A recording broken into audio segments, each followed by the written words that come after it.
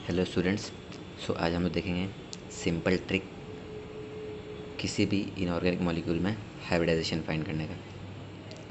सबसे पहले hybridisation find करने के लिए हम लोगों को कुछ कंडीशंस देखना होगा एंड कितने इलेक्ट्रॉन पेयर रहेंगे तो क्या रहेगा हाइब्रिडाइजेशन। तो सबसे पहले कंडीशन क्या है कि अगर किसी भी मॉलिक्यूल में टोटल वैलेंस इलेक्ट्रॉन अगर 8 है या उससे कम है तो हम लोग उसको 2 से डिवाइड करेंगे। क्यों 2 से डिवाइड करेंगे वो मैं आगे एक्सप्लेन करूँगा एग्जांपल लेकर के। सेकंड, अगर टोटल वैलेंस इलेक्ट्रॉन 8 से ज़्यादा है तो हम लोग 8 से डिवाइड करेंगे। टोटल वैलेंस इलेक्ट्रॉन अगर 8 से ज़्यादा है तो हम लोग उसको 8 से डिवाइड करेंगे। तीसरा क्या है कंडीशन, अगर हाइड्रोजन एटम डायरेक्टली अटैच है सेंट्रल एटम से, फॉर एग्ज़ाम्पल NH3 में, तो उस केस में हम लोग वैलेंस इलेक्ट्रॉन हाइड्रोजन एटम का 7 लेते हैं। नहीं तो अदर केसेस में, किसी भी अदर केसेस में हम लोग 1 ही लेंगे। एग्ज़ाम्पल अब हम लोग देखेंगे। पहला एग्ज़ाम्पल लेते हैं CH4 का। CH4 का एग्ज़ाम्पल लेने से पहले हम लोग देख लेते हैं कि अगर लोन पेयर और इलेक्ट्रॉन पेयर कितना होगा तो क्या होगा हाइब्रिडाइजेशन। वो क्या है, अगर वैलेंस शेल इलेक्ट्रॉन पेयर अगर 2 होगा तो हाइब्रिडाइजेशन sp होगा, 3 होगा तो sp2, 4 होगा तो sp3, 5 होगा तो sp3d, 6 होगा तो sp3d2, 7 होगा तो sp3d3। ये सब तो सब जानते हैं। तो हम लोग एग्जाम्पल की ओर बढ़ते हैं। पहला एग्जाम्पल है CH4। CH4 में कार्बन का वैलेंस इलेक्ट्रॉन होता है 4। क्योंकि हाइड्रोजन डायरेक्टली अटैच है सेंट्रल मेटल एटम से, इसीलिए इसका हम लोग यहाँ पे वैलेंस इलेक्ट्रॉन लेंगे 7। 7 × 4 = 28। अब हम लोग को टोटल वैलेंस इलेक्ट्रॉन निकालना है। टोटल वैलेंस इलेक्ट्रॉन क्या हो जाएगा, 4 + 28 = 32। अब 32, क्योंकि टोटल हम लोग का कंडीशन था कि अगर टोटल वैलेंस इलेक्ट्रॉन 8 से ज़्यादा हो तो हम लोग उसको 8 से डिवाइड करेंगे। तो यहाँ पे 32 है तो इसीलिए हम लोग 32 को 8 से डिवाइड करेंगे। तो 8 को 32 में 4 आ गया। तो हम लोग ऑलरेडी देख चुके हैं कि अगर 4 रहा वैलेंस इलेक्ट्रॉन पे तो हाइब्रिडाइजेशन होगा sp3, इसीलिए CH4 का हाइब्रिडाइजेशन हो जाएगा sp3। पहला एग्जाम्पल हो गया।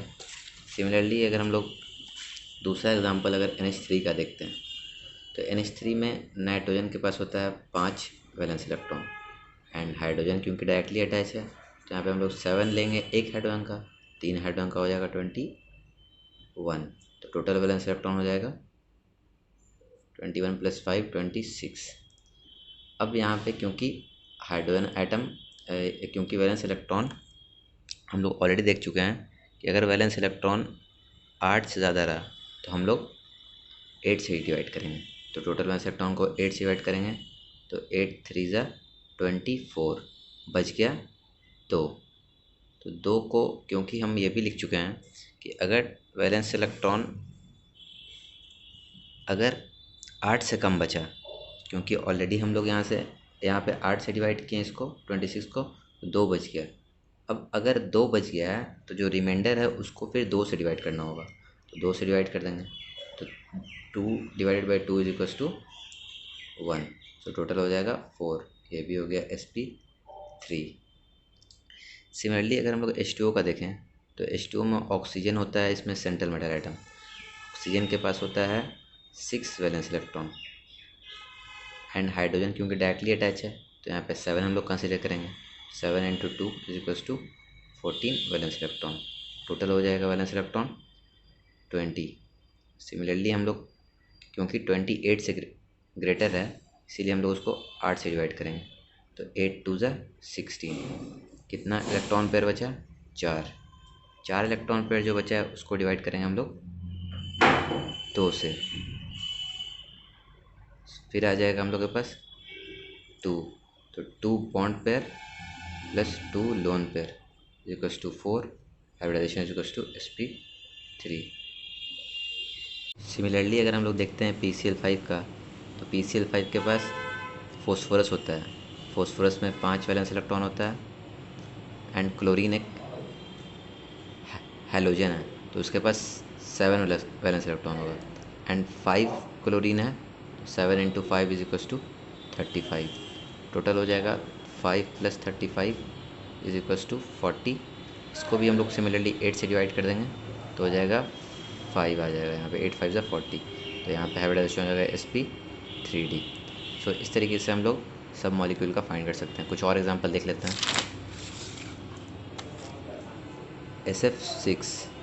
SF6 में सल्फ़र का होता है 6 वैलेंस इलेक्ट्रॉन, एंड क्योंकि फ्लोरीन एक हैलोजन है तो उसके पास हो जाएगा 7, एंड 6 फ्लोरीन है तो 42। तो 42 + 6 हो जाएगा 48। 48 को अगर हम लोग 8 से डिवाइड करते हैं तो ये हो जाएगा 6। तो sp3d2 होता है इसका hybridization. So this way you can find other molecule, जैसे कि SF4 का, IF7 का। SF4 का टी शेप आता है, एंड IF7 का पेंटागोनल बाईपिरामिडल होता है। ऐसे भी हाइब्रिडाइजेशन इसका SF4 का भी हम लोग निकाल सकते हैं। SF4 में सल्फ़र का हो जाएगा 6 वैलेंस इलेक्ट्रॉन, फ्लोरीन का 7 इंटू 4 है तो 28 हो जाएगा। टोटल वैलेंस इलेक्ट्रॉन हो गया 6 + 28 = 34। तो इसको 8 से डिवाइड कर देंगे तो 8 4 = 32 प्लस 2 बचा रिमाइंडर, जिसको 2 से डिवाइड कर देंगे तो 5।